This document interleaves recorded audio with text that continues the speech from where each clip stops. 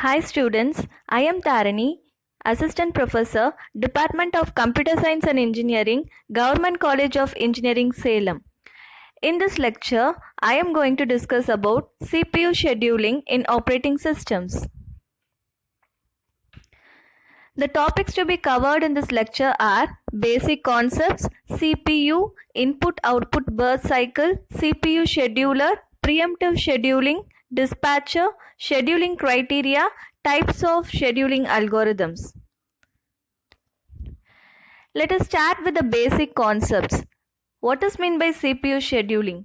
So the CPU scheduling is the basis of multi-programmed operating system. The objective of multi-programming is to have some process running at all times in order to maximize the CPU utilization.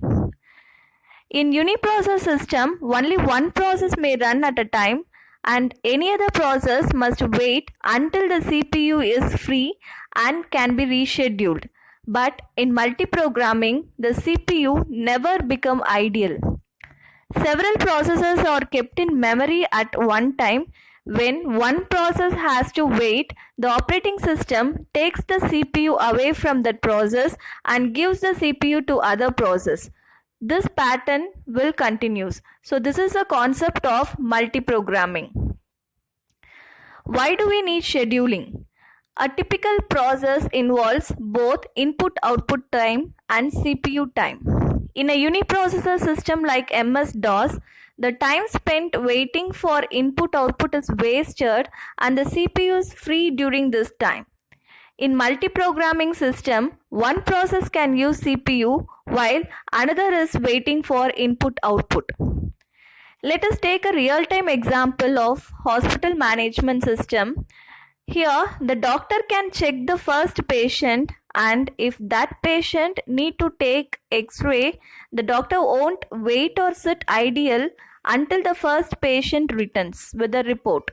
Meanwhile, the doctor can check the second patient. So this is a real-time example for multi-programming.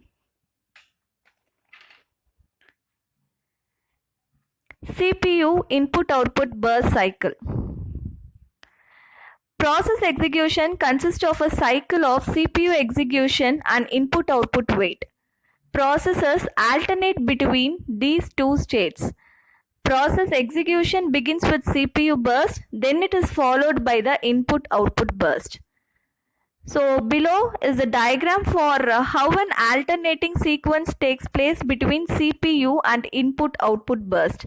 So the CPU burst is taking, that is, it is loading, storing or reading the file takes place, and that is followed by the input-output burst, that is wait for input-output, and again CPU burst and again input-output burst.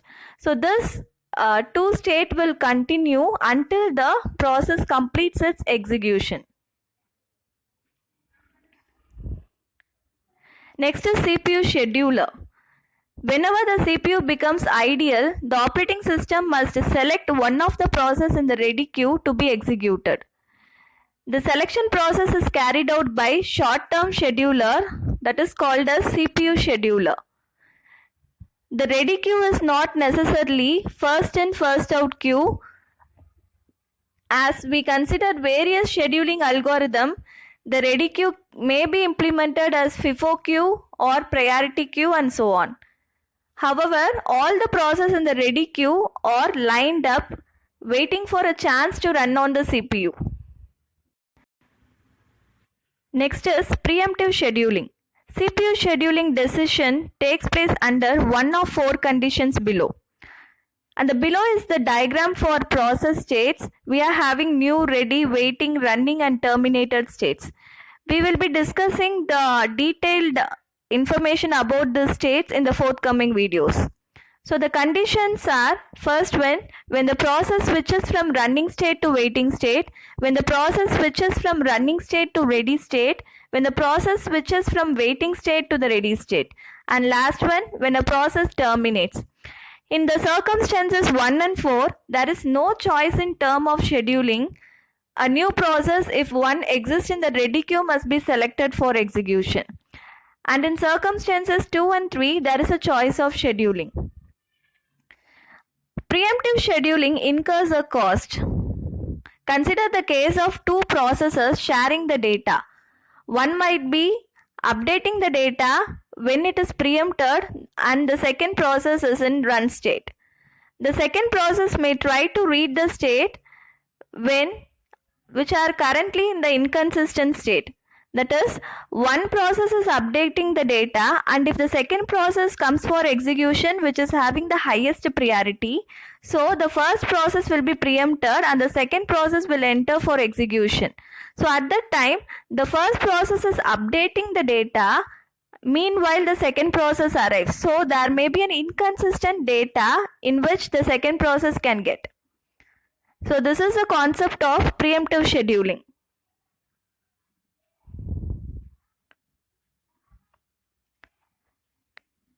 So before I explained about this preemption, so there is another one term called non-preemptive. So the main difference of preemptive and non-preemptive is that in non-preemptive, if a process is allocated with the CPU, it holds the CPU until it finishes. If any priority comes in between, it won't leave that CPU for another process. So once it finishes only, it will give the CPU to the other process. That is a concept of non-preemptive. But in preemptive, if any higher priority process comes, then the lower priority process should preempt forcibly. Then the chance will be given to the higher priority process. Next is dispatcher. Dispatcher is a module that gives control of the CPU to the process selected by the scheduler. This function involves switching context. So context switching is a process that involves switching of CPU from one process to another. This is a feature of multitasking operating system and allows a single CPU to be shared by multiple processes.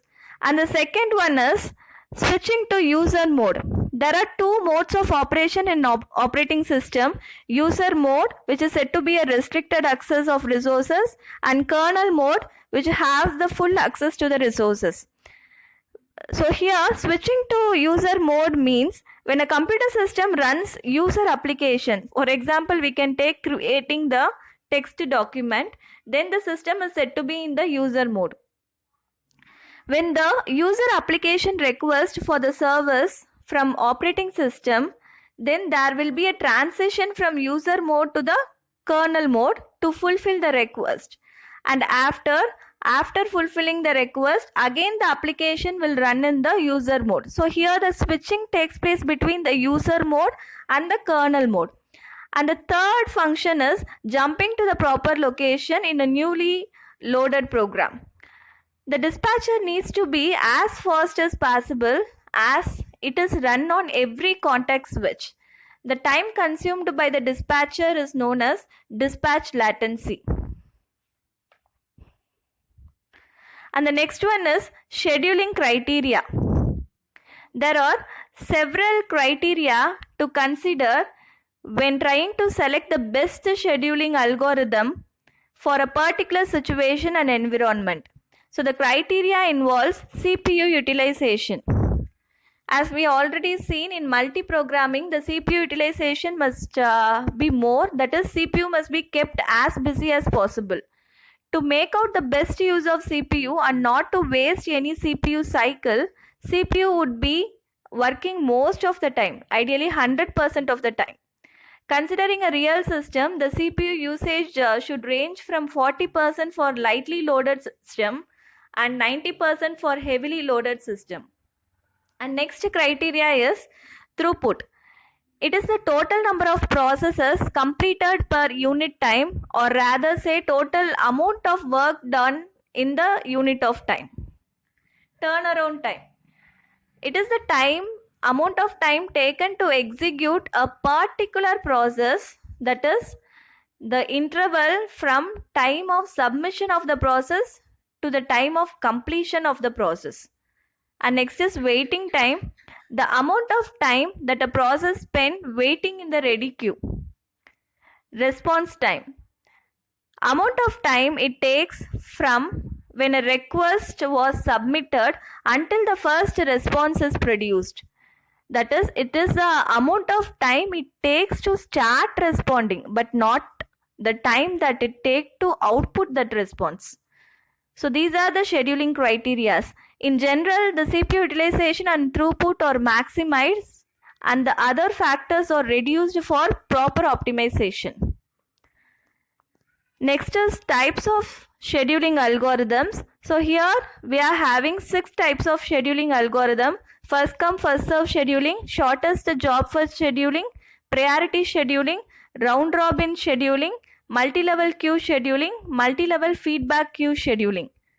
So we are going to discuss with an example of each and every scheduling in the upcoming videos. Thank you.